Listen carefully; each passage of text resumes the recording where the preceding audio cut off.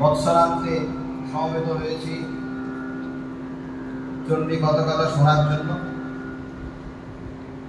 এবং আজকে কয়েকদিন ধরে খুব দুর্যোগ চলছে, প্রাকৃতিক দুর্যোগ। যেহেতু মানুষের মন জড় পদার্থে তৈরি, তাই প্রাকৃতিক দুর্যোগের ছায়া আমাদের মনের মধ্যে পড়ে। আমাদের মনও প্রাকৃতিক দুর্যোগের দ্বারা, শারীরিক দুর্যোগের দ্বারা, বিভিন্ন রকম দুর্যোগের দ্বারা তারা প্রভাবিত হয়। এই দুর্যোগ কাটানোর জন্যই আমরা শান্তি মন্ত্র পাঠ করেছি, যে 3 বার শান্তি শান্তি শান্তি। আদি দৈবিক, আদি ভৌতিক, আধ্যাত্মিক, এই 3 রকম বিঘ্ন যাতে আমাদের কেটে যায়, সেই প্রার্থনা করে আমরা মহামায়ার স্মরণ নেব। এটা অতি প্রাচীনকালের রীতি যে শান্তি পাঠের মাধ্যমে যে কোনো শুভ কাজ করতে হয়। এবং রামকৃষ্ণ মঠ মিশনের সব জায়গায়, সমস্ত আশ্রমে যে কোনো কাজই হোক না কেন শান্তি মন্ত্র পাঠের মধ্যে দিয়ে করা হয়। তার কারণ যে এই প্রকৃতিতে বিভিন্ন দেবতা দেবীরা আছেন, তাদেরকে ধ্যান চোখে দেখা যায়। এবং আমরা যে মন্ত্রে, যে ধ্যান মূর্তিতে পুজো করি, সব ধ্যান মূর্তি। শিবের ধ্যান মূর্তি, দুর্গার ধ্যান মূর্তি, বিভিন্ন ধ্যান মূর্তি। সেরকম ইন্দ্র, গরু, অশ্বিনী কুমার, গয় ইত্যাদি বিভিন্ন দেবতা যারা আছেন, অগ্নি, বায়ু, তাদেরকে আমরা প্রার্থনা করছি যে আমরা সবাই মিলে জগন্মাতার স্মরণ নেব। এবং স্মরণ নেব কেন না, আমাদের 3 রকম বিঘ্ন দূর করার জন্য। আদি দৈবিক, আদি ভৌতিক, আধ্যাত্মিক। এই 3 রকম বিঘ্নের দ্বারা সমস্ত মানুষ, সমস্ত জাতি, প্রকৃতি সব কষ্ট পায় যদি না তারা মহামায়ার স্মরণ নেয়। আর যদি মহামায়ার স্মরণ নেয়, তাহলে দেখবে তার ব্যক্তিগত জীবন, তার পারিবারিক জীবন, তার কর্মস্থান সব একটা সুন্দর ভাবে চলে, সুন্দর সামঞ্জস্যের মধ্যে দিয়ে চলে। এবং বিঘ্ন যদি কিছু হয়ও, সেটা মহামায়ের কৃপা বলে ভক্ত এগিয়ে যায়। যেমন চণ্ডীতে আছে যে রাজা সুরত সমাধি বৈশ্য, তারা যখন মোহন বনে গিয়ে দেখলেন সুন্দর একটা আশ্রম, সেখানে মুনি শিষ্যকে হইতাম, সেখানে মুনি বসে আছেন, শিষ্য বসে আছেন। এবার সাবধান সাবধান সংকুলম, সেখানে শাপথ সংকুল, কিন্তু শাপথের মধ্যে কোনো বৈরীভাব নেই, কোনো বিরোধ নেই। তারা নিজের কাজ করছে, অর্থাৎ প্রত্যেকে হিংসা দেশ তাদের চলে গেছে। অর্থাৎ যে আশ্রমে গেছেন মেধামণি, মেধা ঋষি, মেধা ঋষির আশ্রমে গিয়ে দেখছেন এরকম পরিবেশ, যেখানে মায়ের স্মরণ হয়, যেখানে ঈশ্বরের চিন্তা হয়, যেখানে তার নাম গুণগান হয়, সেই পরিবেশ চেঞ্জ হয়ে যায়। আমরা এবং এই জন্য মন্দিরের তাৎপর্য, এই জন্যই বিভিন্ন ধর্মে খ্রিস্টানদের চার্চ, মুসলিমদের মসজিদ তাৎপর্য কেন না, সেখানে অনেকে প্রার্থনা করে। অনেকে প্রার্থনা করার ফলে প্রত্যেকের মনের ভাইব্রেশন একটা নতুন ভাইব্রেশন তৈরি করে, সেটা আধ্যাত্মিক ভাইব্রেশন। এবং সমস্ত দেবদেবীকে স্মরণ করার ফলে সেখানে বাতাস শুদ্ধ পবিত্র হয়ে যায়। আজকে আমরা গঙ্গার তীরে বসে সেই শুদ্ধতা মনে মনে প্রার্থনা করছি, যাতে আমরা শুদ্ধ চিত্তে আমরা মায়ের চিন্তা করতে পারি। কারণ মাই হচ্ছে জগতের আধার।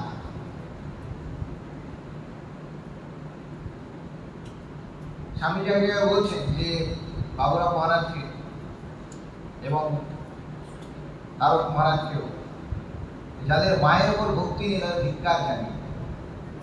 মায়ের উপর ভক্তি সবার দরকার, এবং মাই হচ্ছেন, চণ্ডী পড়লে জানা যাবে, বেদান্ত মহারাজ বলছিলেন শুরুতে যে যা কিছু আমরা ভালো পেতে চাই তার আকর গ্রন্থ দেখা যাচ্ছে মা শ্রী শ্রী চণ্ডী বা দেবী মাহাত্ম্য বলা।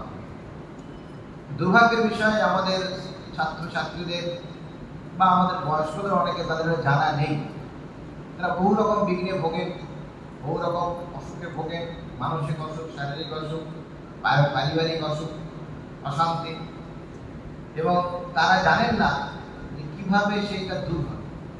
সেই কথায় চণ্ডীতে বলা আছে, যেমন চণ্ডীতে ঢুকব দেখতে পাবো যে সেখানে আলোচনা করা হচ্ছে যে যারা সেখানে গেছেন তাদের পরিবারেও এরকম সমস্যা, এবং তারা তখন বিশ্ববিদ্যালয়কে জিজ্ঞেস করছেন যে এই সমস্যার কারণ আর এই সমস্যা দূর কীভাবে হতে পারে। তারপরে সেখানে বেদর্শনী মা চণ্ডী, তিনি তার মাহাত্ম্য, তার আবির্ভাব কথা, তার ভক্তের প্রতি করুণা, দেবতাদের প্রতি করুণা আলোচনা করছেন, এবং বলছেন যে ইনার দ্বারা ইনাকে স্মরণ করলেই সব কিছু হয়। খুব ছোট কথা, দুর্ভাগ্য যেটা আমাদের মনে থাকে না, সেটা আমাদের স্মরণে রাখতে হবে।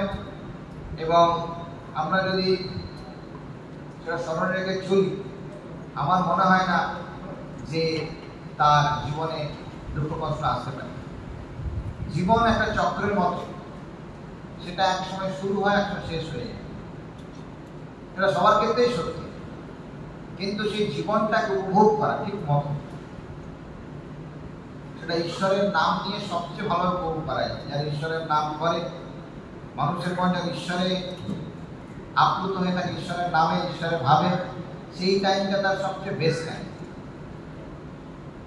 কারণ খাওয়ার খেলে খাওয়ার হজম হয়ে যায়, অন্যান্য জিনিস সংসারে যা আছে সেগুলো একসঙ্গে তৃষ্ণায় এসে যায়, কিন্তু ঈশ্বরের নাম তার এমনই করুন, এমন মাধুর্য, এমনই তার আকর্ষণ, এমনই তার শক্তি, যে মানুষ দিনে দিনে সে পাকা আমের মতো। যেমন আম কাঁচা থাকে গাছে, সময় সেটা পেকে যায়, ঠিক সেরকম আমাদের কাঁচা মন ঈশ্বরের নাম করতে করতে সে একটা পাকা আমি, অর্থাৎ পাকা আমে পরিণত হয়। এবং সেটা পাকা আমি একটা এমন বস্তু যেটা রসাল, এবং সেটা যখন শেষ হয়ে যায় আপসে গাছ থেকে পড়ে যায়। অর্থাৎ মানুষ যখন ঈশ্বরের নামে আপ্লুত হয়ে তার জীবন কাটিয়ে নেয়, তখন যে রসাল ফলের মতো গাছ থেকে পড়ে যায়। অর্থাৎ তার জীবনটাও সুখের সঙ্গে শেষ হয়ে যায়, তার জীবন শেষটাও বড় কষ্টের হয়। স্বামীজির জীবন যারা পড়েছেন তারা জানেন যে স্বামীজি বলছেন যখন শরীর ত্যাগের সময়, তার খুব কম বয়সে শরীর গেছিল, যখন শরীর ত্যাগ হয় তারপর প্রথম স্বপ্ন, প্রথম দেখতে পান ওনাকে শশী মহারাজ, রামকৃষ্ণানন্দ। তিনি বলছেন, শশী, এই শরীরটাকে আমি একদম থুতুর মতো ফেলে চলে যাব। অর্থাৎ যে শরীরটাকে নিয়ে আমরা মেতে আছি, আমরা ভাবি যে এটাই আমাদের পরিচয়, কিন্তু এটা একটা নৌকার মতো। এই শরীররূপী নৌকা দিয়ে আমাদের এই সংসার সমুদ্র পেরোতে হবে। আচার্য শঙ্কর বলছেন, দুর্লভন্ত্রমেতা দেবানুগ্রহেতুকম মনুষ্যত্বর মনুষ্যত্বর মহাভূত সংশয়।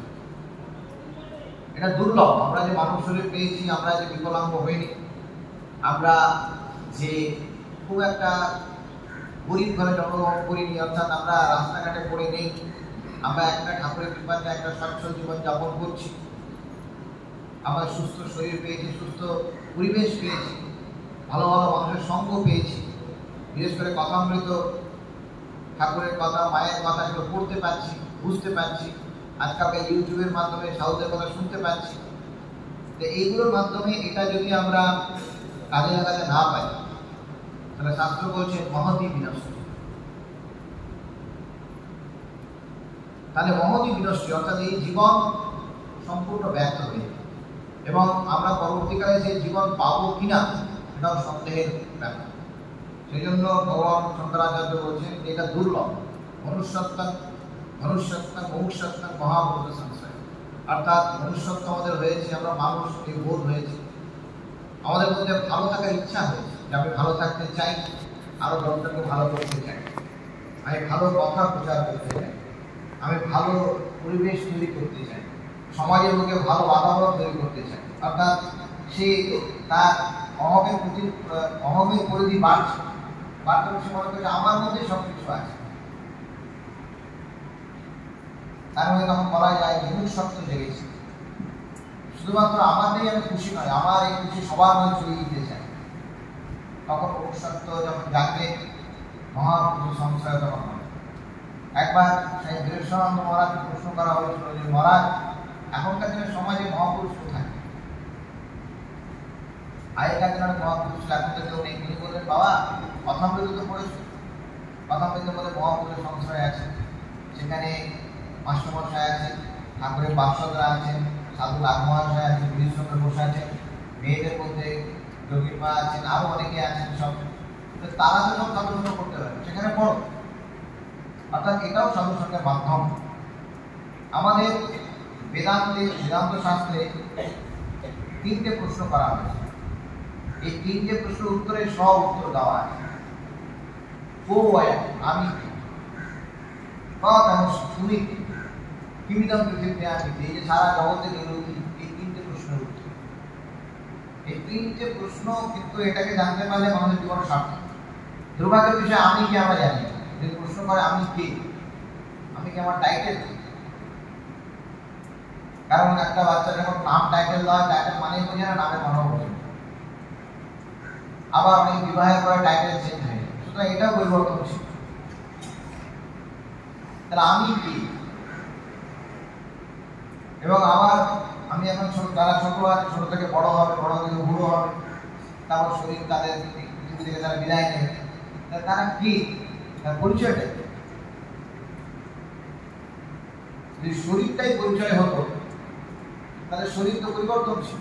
ছোট সময় একরকম শরীর থাকে, মধ্য বয়স একরকম থাকে, বৃদ্ধ বয়স একরকম থাকে, শেষে আর কিছুই থাকে, শরীর ছাই থাকে। সেই জন্য শাস্ত্র বলছেন অহম ব্রহ্মাস্মি, আমি ব্রহ্ম। তুমি কি? তত্ত্বমসি, তুমিও সেই ব্রহ্ম। আর পৃথিবী কি? সর্বম খলুইদং ব্রহ্ম।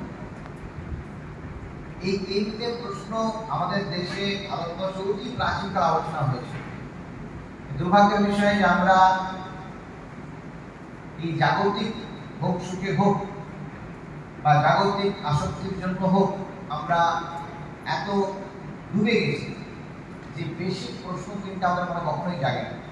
আগেকার দিনে ঋষিমুনিদের সন্তান সন্ততিদের প্রথম জন্ম নিয়ে প্রশ্নটা জাগে। তারা ছোটবেলায় গরু বুঝে চলে, যে প্রশ্ন জানতে আমি কে, আমাকে সৃষ্টি করবো, কোথার থেকে আমি এলাম, কোথায় আমি যাব। অব্যক্তানি ভূতানি বর্তমানি ভারত অব্যক্তানি ধনানি এবং দর্শকা পরিদেব। গীতাতে ভগবান বলছেন যে আমাদের আগের তো অব্যক্ত, আমরা কোথা থেকে এসেছি, মায়ের গর্ভে যখন এলাম, তারাই কোথায় ছিলাম অব্যক্ত, কেউ জানে। বর্তমানি ভারত, মাঝখানে জন্মের পর থেকে মৃত্যু পর্যন্ত আমার নাম, টাইটেল, আমি এই ব্যবসায়ী, আমি এই টিচার, আমি এই স্টুডেন্ট, আমার এত টাকা আছে, আমাদের সম্পর্কে এইসব হলো। তারপর লাস্টে দেখো ওরা কি থাকে অব্যক্তা নিধন আগে নিধনের পর আর কোথায় গেলাম কেউ জানে।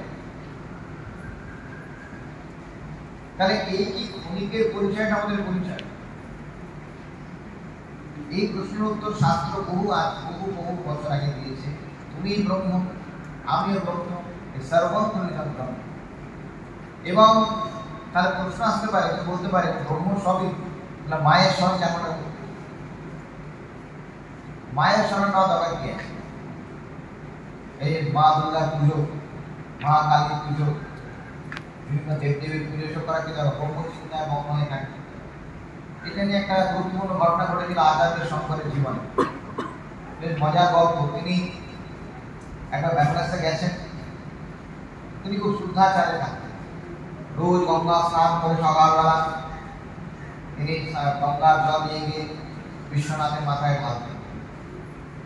এরকম একদিন তিনি বেরিয়েছেন গঙ্গা স্নান করে, মন্ত্র জপ করতে করতে যাচ্ছেন, শিবের মন্ত্র জপ করতে করতে, যে তিনি মহাদেবের মাথায় জল ঢালবেন। হঠাৎ দেখে রাস্তায় এক ভদ্রমহিলা একটা ডেড বডি নিয়ে খুব কাঁদছে, রাস্তাটা গার্ড করে।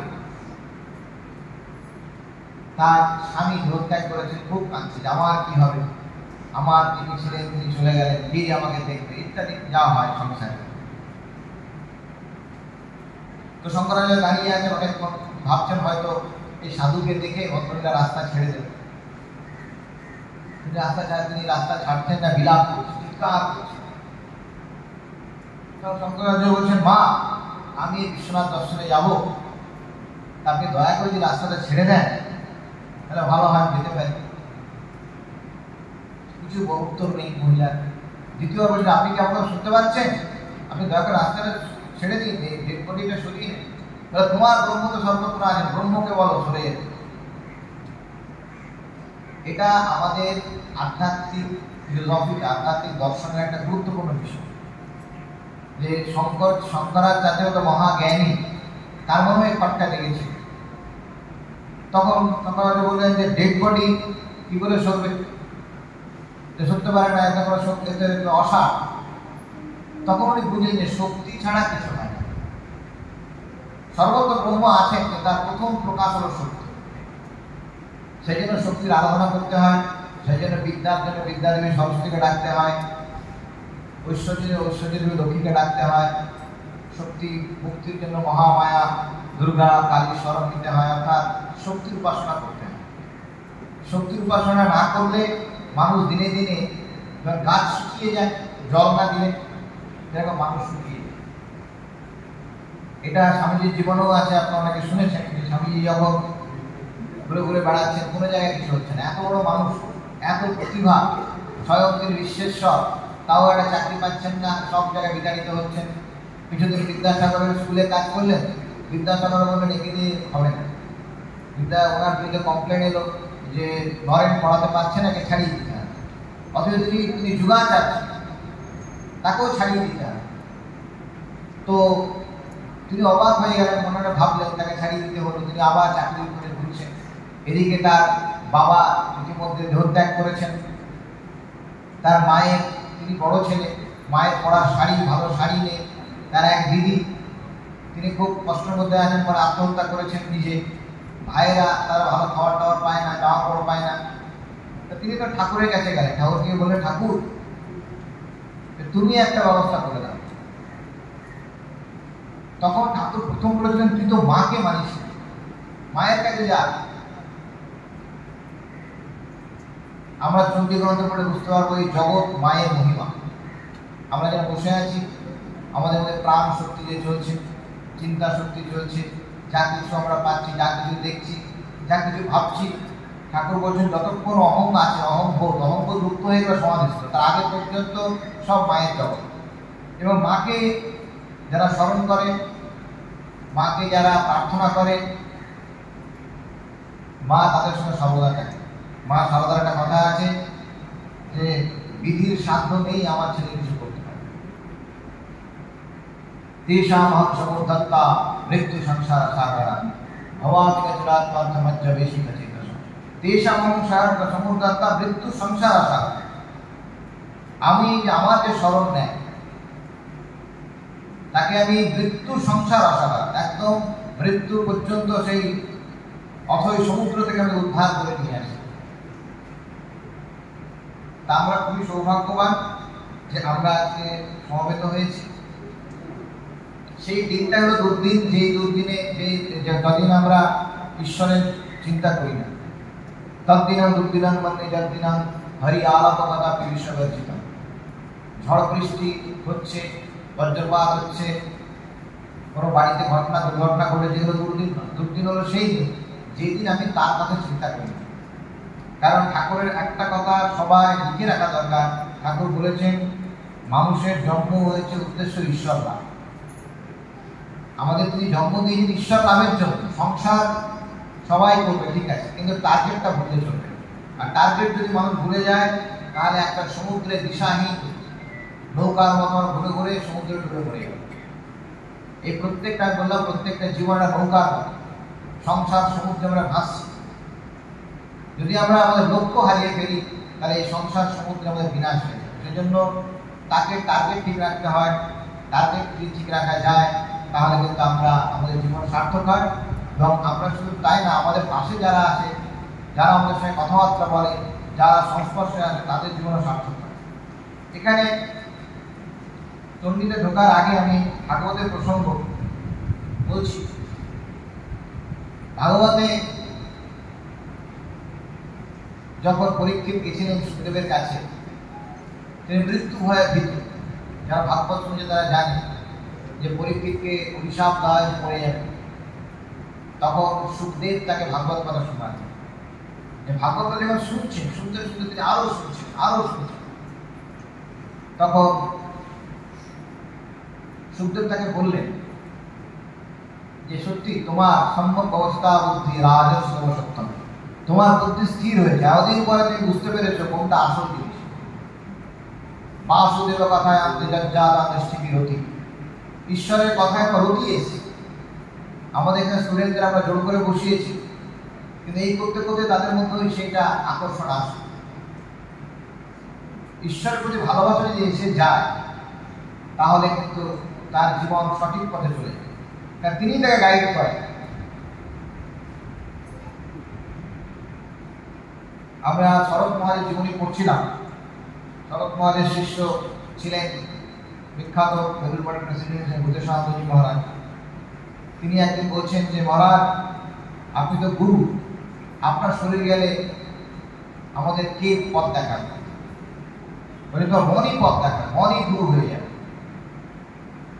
অর্থাৎ এখন থেকে যদি আমরা তার কথা চিন্তা করি, তার কথা ভাবি, তার ধ্যান করি, তার স্মরণ নিই, তাহলে আমাদের ভেতরে তিনি শুদ্ধ বুদ্ধি দেবেন। ঠাকুরের কথা শুদ্ধ বুদ্ধি শুদ্ধ আত্মা এক। আমাদের তখন জীবন নৌকা ঠিক রাইট ডিরেকশনে ছিল এবং আমাদের জীবন সার্থক হবে। তো ভাগবত এই কথা বলা আছে যে বাসুদেবের কথা যারা শুনছে, অর্থাৎ আশ্চর্য বক্তা মহারাজ বলতে কুশল শব্দা কঠোপনিষদের কথা, আশ্চর্য জ্ঞাতা কুশল বিশিষ্ট। আমি যারা বলছি এবং যারা শুনছে, দুপক্ষেই আমরা উপকৃত। তার কারণ আমাদের শরীরের মধ্যে যদি ময়লা আসে, জামা কাপড়ে ময়লা আসে, আমরা সার্ফ ইউজ করতে পারি। মনে যদি ময়লা আসে কি ইউজ করবো? মনের মধ্যে যদি ময়লা আসে, তার জন্য হরির নাম, ঈশ্বরের নাম, দুর্গা নাম, ইষ্ট মন্ত্র এই জপ করে মনের ময়লা দূর করতে হবে। মনের ময়লা জন্মান্তরের ময়লা আমাদের মধ্যে জমে আছে।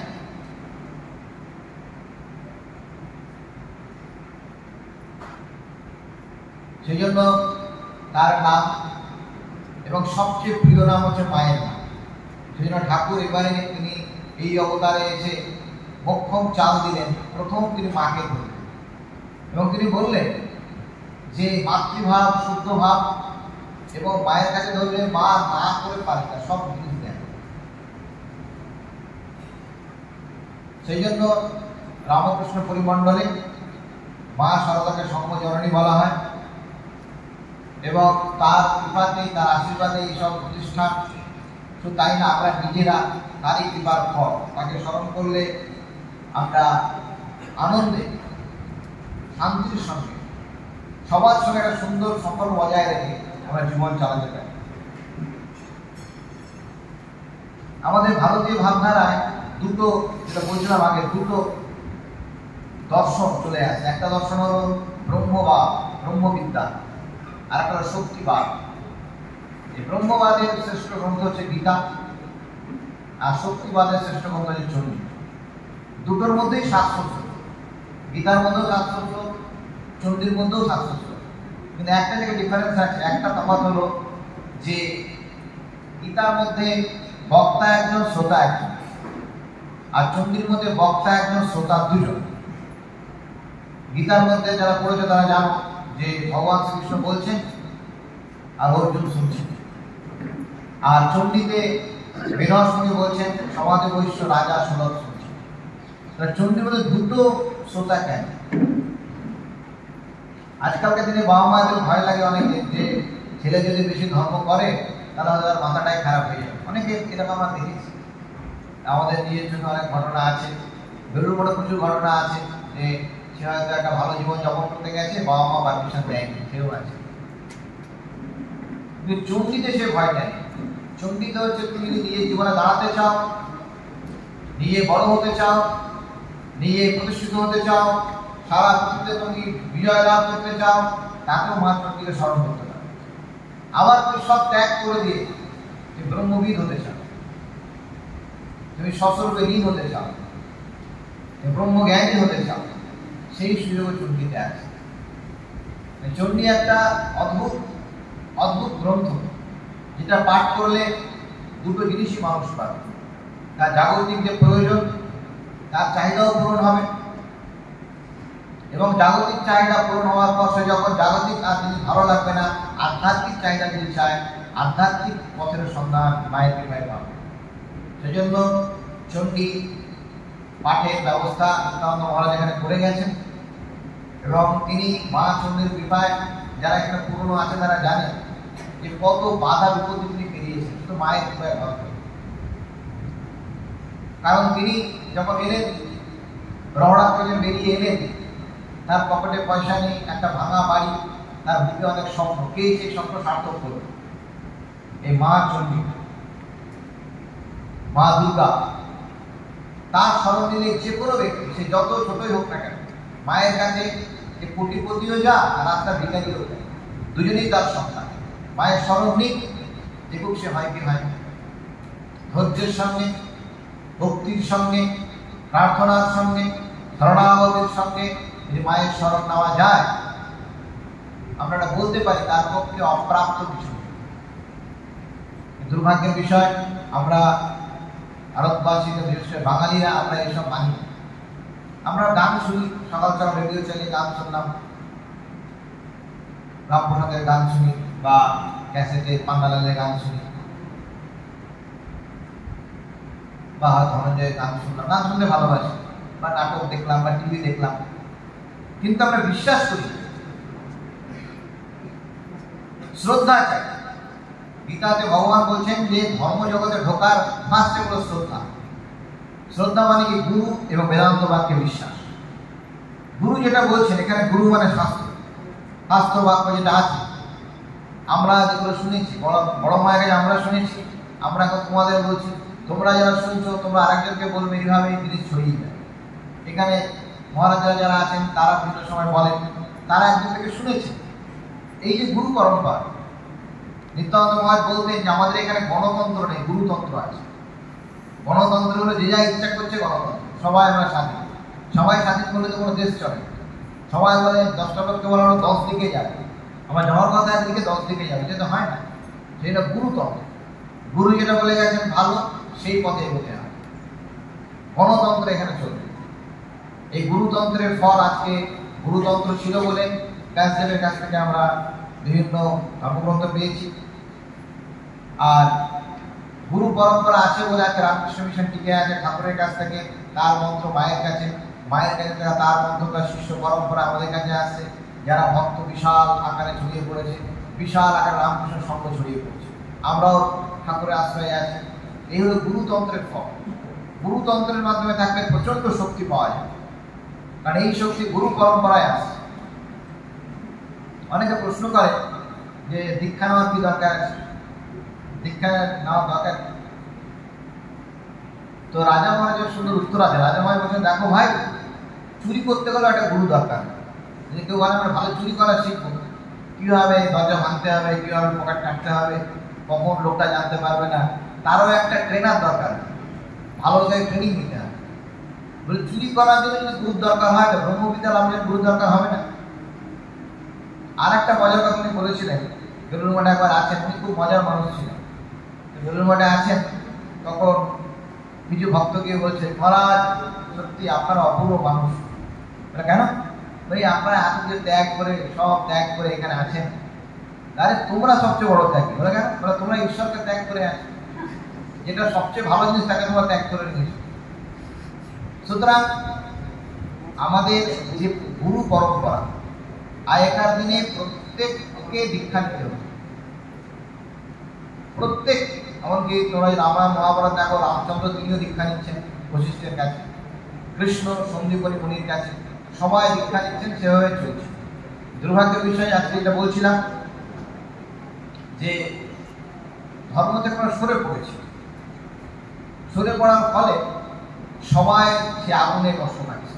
আজকে সমাজে বিশৃঙ্খলা, দেশে বিশৃঙ্খলা যাই হোক না কেন, তার মূল কারণ ধর্ম থেকে আমরা বিচ্ছুত। স্বামীজি বহুবার বলে গেছেন, ভারতবর্ষ, ভারতবাসী, ধর্মকে যদি তোমরা ত্যাগ করো, তোমাদের কিছুই থাকবে, তোমরা ভিখারি হয়ে যাবে। তোমাদের একমাত্র জিনিস হচ্ছে ধর্ম। তোমাদের পকেটে সেরকম তোমাদের টেকনোলজি নেই, তোমাদের পকেটে সেরকম টাকাও নেই, তোমাদের সেরকম এখানে সমাজের সোশ্যাল সিস্টেম ভালো না, আছে এখন ধর্ম। এই ধর্মের বলে তোমার জগৎগুরু হয়ে আসে, এটা যদি তুমি ত্যাগ করো, তুমি ভিখারি হয়ে যাবে। সেজন্য ধর্ম আমাদের birth right, is our birth right. প্রত্যেককে ছোটবেলা থেকে ধর্ম পালন করা উচিত। এটা কোনো অপশন নয়, অ্যাডিশনাল সাবজেক্ট নয়, নিলাম না। এটা করতে হবে, করলে একটা বিশাল শক্তি আমরা পাবো। সেই বিশাল শক্তি পেলে তিনটে প্রশ্ন, যেটা আমি বলেছিলাম প্রথমে, এই তিনটে প্রশ্নের উত্তর আমরা পেয়ে যাবো। ও অয়ম গৌতম কিমিদম পৃথিব্যামে, যে নচিকেতা এটা পেয়েছে। নচিকেতা যমরাজের কাছে গিয়েছিল, তিনি বলেছেন, বলুন আত্মবিদ্যা বলুন। যমরাজ বলে, আরে তুমি ছোট ছেলে, তোমার এইসব দিনে কি হবে, তুমি বলো কি তোমার ঐশ্বর্য চাই বলো। তুমি কত বছর বাঁচতে চাও? 1000 বছর তোমার বাঁচতে দেবো, তোমার অনেক ঐশ্বর্য দেবো, তুমি বিরাট রাজা হবে, তোমার অনেক লোক সেবা করবে, তোমার হাজার হাজার স্ত্রী হবে, তোমার অনেক ধন সম্পত্তি হবে, বিরাট নাম, কি চাও তুমি বলো। উনি বললেন, নবিত্তেন কল্পনীয় মনুষ্য, মানুষ কখনো বৃত্তের দ্বারা তার চাহিদা মেটে, বৃত্তের দ্বারা এই চাহিদা মিটত, তাহলে মানুষ শেষ সময় ধর্মের কাছে যায় কেন? বহু লোক দেখা যায় রিটায়ারমেন্টের পর তখন বোঝে না, এই ঈশ্বরের চিন্তাটাই বেস্ট। এতদিন যে আমরা সংসারে কাটিয়েছি, একটা মোহের মধ্যে কাটিয়েছি, তারা তো বোঝে, কোনো না কোনো সময় বোঝে। এইটা যদি আমরা আগে বুঝি, তাহলে বুঝি দেখ, যেটা আমি শেষে বুঝছি, অনেক প্রতিঘাত আঘাত খেয়ে, এটা আমি আগে বুঝি, তাহলে সংসারটাও সুন্দর হয়ে যায়। জানবো যখন এইসব শ্যামা মা, সবটাই টোটালটা শ্যামা মায়ের, তারই সংসার, তারই জগৎ, আত্মীয় স্বজন সব তার, তখন আমার নিজস্ব বোধ থাকবে, আমিও শ্যামা মায়ের, তখন একটা আলাদা আনন্দে আমাদের জীবন কাটবে। যাই হোক, এখন আমরা চণ্ডীতে প্রবেশ করার আগে আমরা এক শ্রী দুর্গা নাম স্মরণ করছি, করে আমরা চণ্ডীতে করছি।